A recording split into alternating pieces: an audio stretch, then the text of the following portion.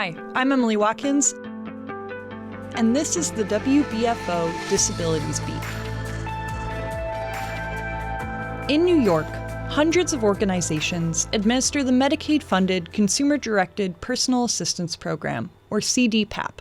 This program allows people with disabilities to hire their own personal care aides, who are paid through these organizations, which are considered fiscal intermediaries, or FIs. But in a last-minute curveball, the state included a move to a single FI in their 2024 to 2025 budget. Once the final budget passed, I spoke with Todd Vaarwerk, who serves as the Chief Policy Officer at Western New York Independent Living and was in Albany as this change was negotiated. Vaarwerk is also one of hundreds of thousands of New Yorkers who use this program. Here's part of that interview. I know that Governor Kathy Hochul announced the move to a single fiscal intermediary on April 15th when a conceptual agreement to the budget had been reached. And less than a week later, more details have been hammered out and we have a finalized budget. Do we know what was agreed upon in those negotiations? Because that was a very short time from announcement to budget being passed. Well, you'd think it was a very short time, but for us, it was a really long time. You look at April 15th versus Friday morning when they finally released the final language on the budget. For us, that was a long time, and we heard an awful lot of stories about how it was going to work. Ultimately, and I think that this is in no large part due to the advocacy of people with disabilities affected by the program, they decided to keep the independent living centers intact as mandatory subcontractors for the statewide fiscal intermediary. In addition to that, in each region, and they refer to cost regions, right? New York City, Westchester, Long Island, Hudson Valley, and then rest of state, I think, are the way they're broken out. But each of them will have at least one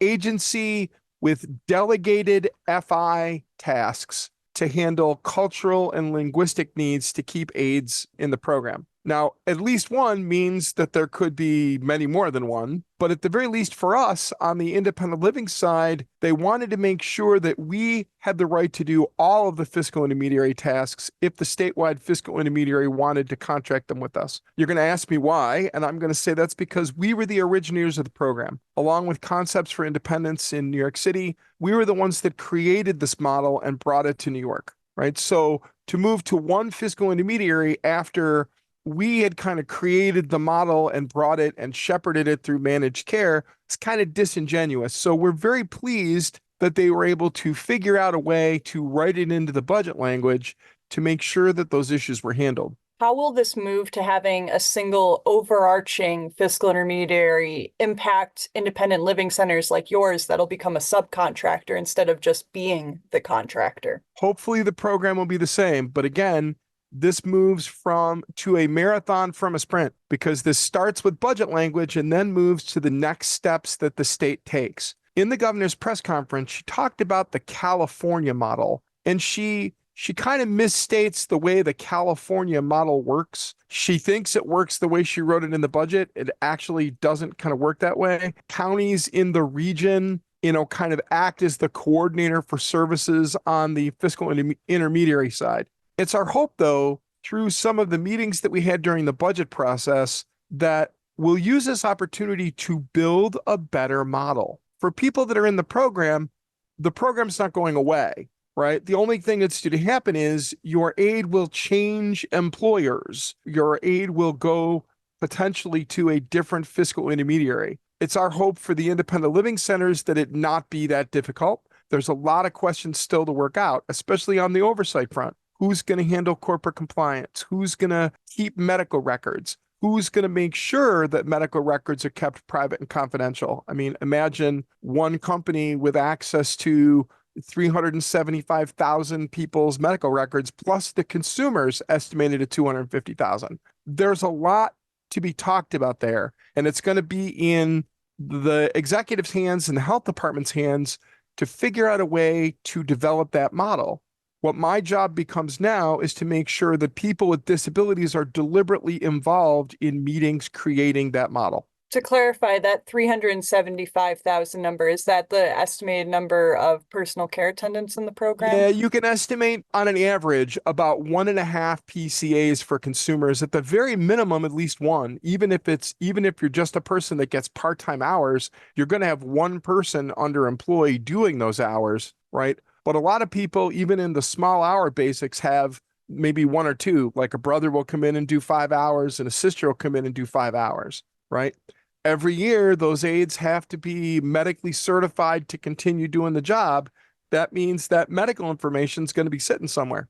So that is one of a number of questions about how we can make this model work. From reading and speaking with folks on this issue, it sounds like a lot of people agreed that this program does need more oversight, but do you think this was the best way the state could have approached it?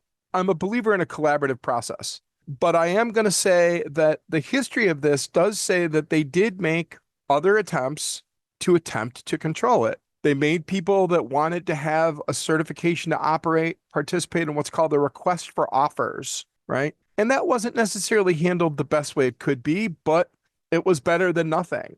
Look at what they've done to change the level of eligibility required in order to get aid service. We've gone from 1 instrumental activity of daily living to 3. Unless you've got Alzheimer's, then you only need 2. So there's going to be less people eligible. They created the New York State Independent Assessor to eliminate vagaries in how doctors prescribe home health.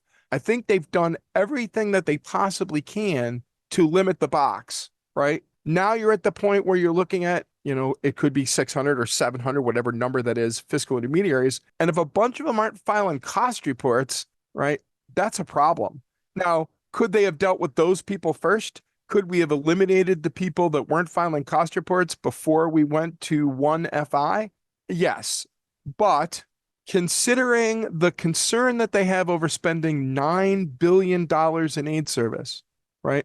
I can understand why people could be in a hurry. And that's why it was really important for people with disabilities to kind of stop what they were doing and come out to Albany and engage in direct advocacy with the people that represent them to make sure that our interests were protected. Do we know how long fiscal intermediaries have before they will either be moved under this main fiscal intermediary or be forced to close? So the budget wants it all rolled before April 1st, 2025. I don't expect that that'll happen. I think that there's a bunch of fiscal intermediaries who will have something to say and might go to court because of the investments they've made in the business that they've come to rely on. I think that's going to take a while, right? Ultimately, I think the discussion in the model is going to start sooner rather than later, but the rollout's going to be based on where the legal challenges go. Well, thank you so much, Todd. I appreciate you talking with me about this important issue. No problem at all. To listen to the Disabilities Beat segment on demand, view a transcript, plain language description, and learn more about the changes to CDPAP, visit our website at WBFO.org. I'm Emyle Watkins. Thanks for listening.